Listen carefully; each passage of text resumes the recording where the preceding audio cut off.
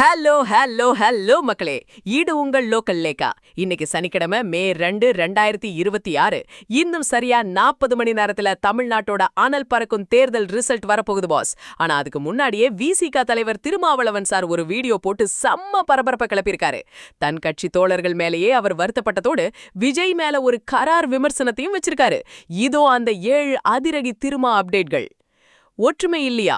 நம்ம கட்சி தோழர்கள் எல்லா தொகுதியிலையும் நல்லா வேலை பார்த்தாலும் ஒரு சில தொகுதிகள்ல மட்டும் ஒற்றுமை இல்லாம வேலை செஞ்சிருக்காங்கன்னு திருமாவளவன் சார் ரொம்ப ஓப்பனா வருத்தப்பட்டிருக்காரு பாஸ். விஜய்க்கு வாய்ப்பில்லை.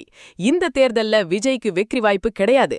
அவர் வெறும் திமுக மற்றும் அதிமுகவோட எதிர்ப்பு வாக்குகளை மட்டும்தான் பெருவாரியா பெறுவாருன்னு திருமா சார் அதிரடியா சொல்லியிருக்காரு பாஸ். தனித்த சக்தியா?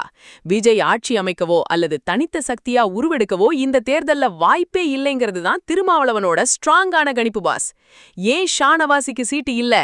ஆலூர் ஷானவாஸ் மற்றும் பாலாஜிக்கு இந்த முறை ஏன் வாய்ப்பு கிடைக்கலன்னு அவரே விளக்கம் கொடுத்திருக்காரு.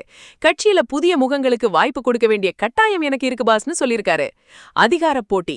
2001ல நான் தேடி தேடி வேட்பாளர்களை போட்டேன். ஆனா இப்போ ஒரு சீட்டுக்கு 10 பேர் மோதுறாங்க. அதிகாரத்தை நோக்கி போகும்போது இந்த போட்டி வர்றது சகஜந்தான ஒரு யதார்த்தமான பாயிண்ட சொல்லியிருக்காரு பாஸ். திரிக்கப்படும் செய்திகள்.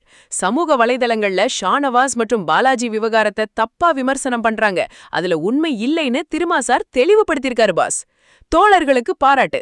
என்னதான் சில இடங்கள்ல குறை இருந்தாலும் களத்துல கட்டுக்கோப்பா வேலை செஞ்ச அத்தனை விசிக தோழர்களுக்கும் அவர் தன்னோட நன்றிகளையும் பாராட்டுகளையும் தெரிவிச்சிருக்காரு பாஸ். இப்போ நம்ம தளபதி சாரோட ஒரு mass dialogue time pass. Thiruma சாரோட இந்த விமர்சனத்தை பார்க்கும்போது நம்ம தளபதி விஜய் சார் ஒரு படத்துல சொன்ன அந்த மாஸ் டயலாக் தான் ஞாபகம் வருது பாஸ். யார் வர்றாங்க யார் போறாங்கன்னு முக்கியம் இல்ல, களத்துல யாரு நிக்கிறாங்கிறது தான் முக்கியம்.